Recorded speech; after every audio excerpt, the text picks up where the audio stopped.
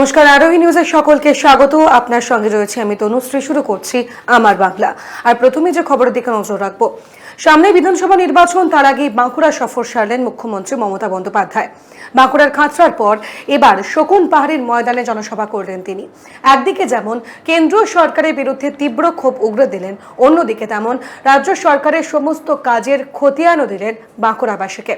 একদিকে কেন্দ্রীয় সরকারের বিরুদ্ধে তীব্র ক্ষোভ, পাশাপাশি কংগ্রেস সিপিএম এর প্রতিও তীব্র ক্ষোভ জাগেন তিনি। জগাই মাধাই এবং গদাই বলে সম্বোধন করেন এই তিন দলকে, কটাক্ষ করেন তিনি। পাশাপাশি বলেন, ভয় দেখিয়ে কোনো লাভ হবে না। তৃণমূল সরকার ভয়ে কিন্তু একেবারেই ততষ্ট হয় না, বরং তৃণমূল সরকার লড়াই করতে জানে, লড়াই করে নিজের কাজ হাসিল করতে জানে। সুতরাং ভয় দেখিয়ে তৃণমূল সরকারকে দমিয়ে রাখা যাবে না। এদিন পাশাপাশি বাঁকুড়ার পুরনো সংগ্রামের কথাও বাঁকুড়াবাসীকে মনে করিয়ে দেন তিনি, এবং তিনি জানান তৃণমূল সরকার সবসময় বাঁকুড়াবাসীর পাশে রয়েছে।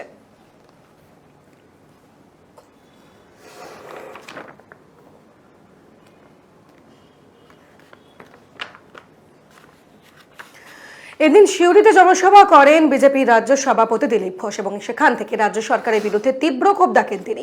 এবং তিনি বলেন, কেন্দ্রীয় সরকারের অধীনে হবে ভোট, মারের বদলে জুটবে মার।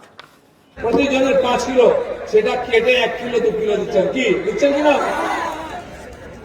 মোদীজি যখন রেশন পাঠালেন, দিদি বললেন আমি আজীবন রেশন দেবো, আর যেই দিন বললেন আগস্ট মাসে, সেই দিন থেকে 5 কিলো থেকে 1 কিলো চাল করে দিলেন। বাকি 4 কিলো কে খাচ্ছে?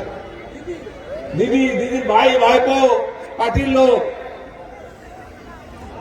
এই যে আমফান ঝড় হলো, প্রধানমন্ত্রী দেখতে এসছেন, দিদিমণিকে নিয়ে হেলিকপ্টারে ঘুরলেন, 1000 কোটি টাকা দিলেন যে যাদের ক্ষতি হচ্ছে দিন। যেখানে ক্ষতি হয়েছে এখনো ভাঙা বাড়ি, একটা ত্রিপল পায়নি লোকেরা। দক্ষিণ কৃষ্ণ, উত্তর চীনা, সুন্দরবন, কলকাতা, উত্তর মেদিনীপুর। আমি শুনলাম বীরভূমেও আমফানের ক্ষতিপূরণ টাকা দেওয়া হয়েছে। এখানে কি ঝড় হয়েছিল? ঝড় হবে 24 পরগনায়, টাকা পাবে বীরভূমের টিএমসি নেতারা।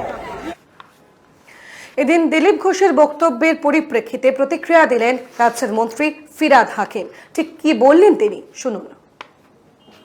ওরা তো গুন্ডা, ওরা তো বর্গী, ওরা তো মারধর, খুন খারাপি করে। নাহলে ইউপিতে কেউ এনকাউন্টার করে মারে। ইউপিতে 8টা পুলিশ অফিসারকে গুলি করলো বিজেপিরই সমর্থক, আবার তাকে যদি বড় নেতা ফেসে যাবে তাকে গুলি করে দেবে। তো এইসব তো ওদেরই কাজ। ওই যে দিল্লিতে 52 জনকে মেরে দিল, ওখানে গুজরাটে 2000 লোক মারা গেছে। তো ওরা তো খুন খারাপি করতেই আসে। ঘোষের ভরসায় কি সংখ্যালঘু সংখ্যাগুরু থাকে? না, ভারতবর্ষের সংবিধানের অধিকারে সংখ্যালঘু সংখ্যাগুরু ভারতবর্ষের সব নাগরিক থাকে। ওরা তো। আসি পরের খবরে। বুধবার চায় পে চর্চা অনুষ্ঠানে রাজু বন্দ্যোপাধ্যায়ের দাবি যে সংখ্যালঘু সম্প্রদায় থেকে মানুষ এসে যোগদান করছেন বিজেপিতে, এবং এই বক্তব্যের পরিপ্রেক্ষিতে কটাক্ষ করেন জিতেন্দ্র তিওয়ারি। তিনি বলেন, বিজেপি টাকা দিয়ে পেটুয়া কিছু সংখ্যালঘু সম্প্রদায়ের মানুষকে বারবার যোগদান করাচ্ছে। বুধবার আসানসোল কোর্টে চায় পে চর্চা অনুষ্ঠানে যোগ দিতে আসেন বিজেপি নেতা রাজু বন্দ্যোপাধ্যায়। সেখানে আসানসোল উত্তর বিধানসভা থেকে বেশ কিছু সংখ্যালঘু সম্প্রদায়ের মানুষ বিজেপিতে যোগদান করে বলে দাবি করেন বিজেপির জেলা সভাপতি লক্ষণ ঘড়ুই। এর ঘটনার পরে আসানসোল পুর নিগমের পুর প্রশাসক জিতেন্দ্র তিওয়ারি বলেন, এটা বিজেপি ভোটের আগে করে থাকে। পুরনো ফুটেজ দেখুন, এর আগেও জয়েন করেছে। ভোটের আগে হাওয়া গরম করার জন্যই এই ধরনের দাবি করে থাকে তারা। জিতেন্দ্র তিওয়ারি ভুল বকছেন। লোকসভা নির্বাচনে এখানে 2 লাখ ভোটে হেরেছে, আর তারপরে জিতেন্দ্র তিওয়ারি পুরো এলাকা জুড়ে কোথাও ধূপ দেওয়া, বাড়ি বাড়িতে মিষ্টি বিতরণ, শাড়ি বিতরণ, আর তারপর শেষ রক্ষা হচ্ছে না। আজকে সংখ্যালঘু ভাইয়েরা বুঝতে পেরেছেন যে বাংলাতে দিদি উন্নয়ন করেননি, আর উন্নয়ন না করার জন্যে দলে দলে, শুধু এখানে নয় সারা বাংলা জুড়ে সংখ্যালঘু ভাইয়েরা আজকে তারা বুঝতে পেরেছেন যে দিদির রাজত্বে কিন্তু উন্নয়ন হয়নি, শুধু মিথ্যা প্রতিশ্রুতি দিয়েছে, তাদেরকে ভুল বুঝিয়েছে। তারা আজকে প্রতিনিয়ত তারা হত্যা হচ্ছে। আর যাদের কথা বলা হয়েছে এই নিয়ে, তারা 3বার বিজেপি জয়েন করলো। যখনই নির্বাচন আসে এরাই বিজেপি জয়েন করে, বারবার এরা বিজেপি জয়েন করে। আপনি পুরনো ফুটেজে পাবেন, এর আগেও 2-3 বার এরা বিজেপি জয়েন করেছে। এরা বিজেপি পেটুয়া কিছু লোক আছে, মাইনরিটিদের মধ্যে কিছু লোককে পয়সা দিয়ে তারা রেখেছে। যখন নির্বাচন আসে হাওয়া গরম করা হয়, তাদেরকেই তারা বিজেপি জয়েন করে। তারা ভাই মানুষ ভুলে গেছে। আইনজীবীকে অপমান আর সহকর্মীর অপমানের প্রতিবাদে বার অ্যাসোসিয়েশনের সদস্যরা বিক্ষোভ দেখালেন, বন্ধ করে দিলেন গোটা আদালতের কাজকর্ম। এবং মূলত যে ছবি উঠে আসে, উত্তর দিনাজপুরের বার অ্যাসোসিয়েশনের সদস্যরা বিক্ষোভে সামিল হন। অভিযোগ, জেলা আদালতের আইনজীবীকে অপমান করেছেন এক সরকারি আধিকারিক।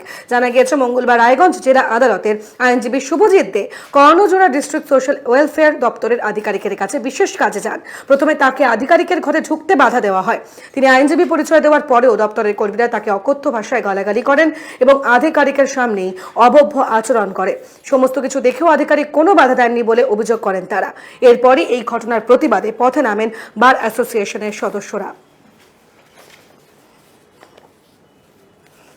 গতকাল আমাদের একজন আইনজীবী বন্ধু, সে কর্ণজোড়াতে ডিএসডব্লিউ অফিসে যায়। শুভজিৎ দে নাম, ডাকনাম হচ্ছে বুবাই। সেখানটাতে কাজের জন্য যায়। কাজের জন্য যাওয়াতে ওখান থেকে ওখানে যে ডিএসডব্লিউ যে আধিকারিক আছে ওনার সাথে কথা বলে ও ঘরে ঢোকে। ঘরে ঢোকার পরে সেখানটাতে ঘরের বাইরে যারা ছিল অফিসের স্টাফ, তারা ওকে বাধা দেয়। অফিসের স্টাফরা ওকে ঘরে ঢুকতে বাধা দেয়। বাধা দেওয়াতে ও যখন ঘরে ঢুকে যায় সেখানটাতে ওর এগেনস্টে মানে অকথ্য ভাষায় অশ্লীল ভাষায় ওকে কথাবার্তা বলে। সেখানটাতে ও আধিকারিককে জানায়, কিন্তু আধিকারিক এখনও পর্যন্ত কোনো স্টেপ নেয়নি, যার জন্য আমাদের। চীনের তিব্বতে বেআইনিভাবে প্রবেশ, পাশাপাশি বেআইনি প্রবেশের বলা যায় এই ঘটনাগুলির পরিপ্রেক্ষিতে আজ বেশ কিছু সংগঠনের সদস্যরা প্রতিবাদ দেখান। এমনকি স্মারকলিপিও জমা দেওয়া হয়। মূলত চীনের তিব্বতে বেআইনিভাবে দখলদারি, লাদাখে অবৈধভাবে অনুপ্রবেশ করার প্রতিবাদে ইন্দ্র তিব্বত কোর গ্রুপ অফিস, জাতীয়তাবাদী যুব পরিষদ, BJMTU এবং জনসমন্বয় কলকাতা সংগঠনের পক্ষ থেকে সল্টলেক ইসি পার্ক থেকে মিছিল করে চীনা দূতাবাসের অফিসের সামনে আসেন বিক্ষোভকারীরা। বেশ কিছুক্ষণ অবস্থান বিক্ষোভের মধ্য দিয়ে প্রতিবাদ জানান তারা। এরপর স্মারকলিপিও জমা দেওয়া হয় চীনা দূতাবাসের অফিসে।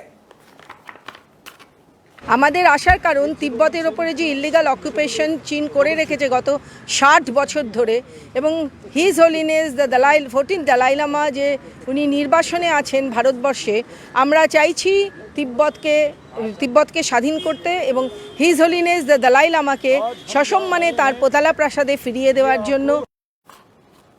আমার বাংলা এখন এই পর্যন্তই। দেখতে থাকুন আরোহী নিউজ।